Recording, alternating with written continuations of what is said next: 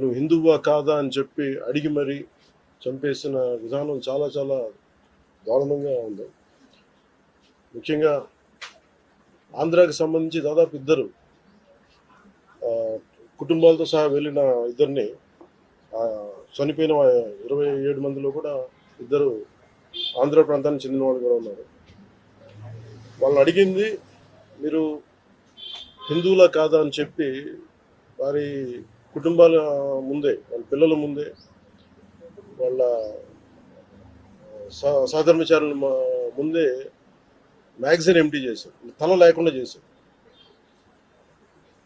హిందువా ముస్లిమా అనే అర్థం తేల్చుకోవడానికి కల్మా చదవమని. ఇంత ఘాతుకంగా చంపిన తర్వాత దేశం మొత్తం కూడా ఒక డెసిసివ్ యాక్షన్, ఒక బోల్డ్ యాక్షన్ కోసం ఎదురు చూస్తుంది. అది నిన్న రాత్రి జరగటం, ఇలాంటి సమయంలో దాదాపు 9 ప్రాంతాల్లో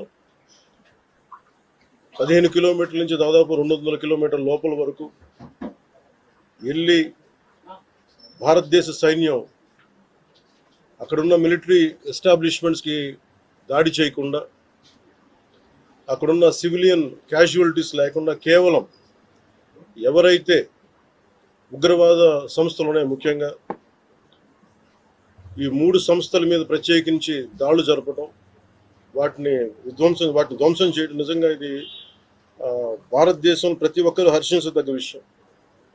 ఎందుకంటే 90s నుంచి కూడా కశ్మీర్ అనేది మనకి ఎప్పటి నుంచి Kashmir is an integral part of our nation, as undeniable fact అది.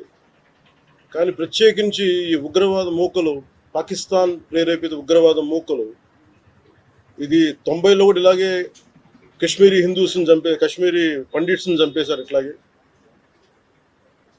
చంపేసి కొంతమంది గతంలో కూడా చంపేస్తే అలాగే వాళ్ళని అంత్యక్రియలు చేయడానికి వాళ్ళని శ్మశానానికి తీసుకెళ్తే అక్కడ కూడా మిగతా కొంతమంది హిందువులు చంపేశారు. సో హిందువుల మీద దాడి అనేది ఇది అనాదిగా జరుగుతూనే ఉంది. కానీ I think it is a right time to take a decisive and bold action.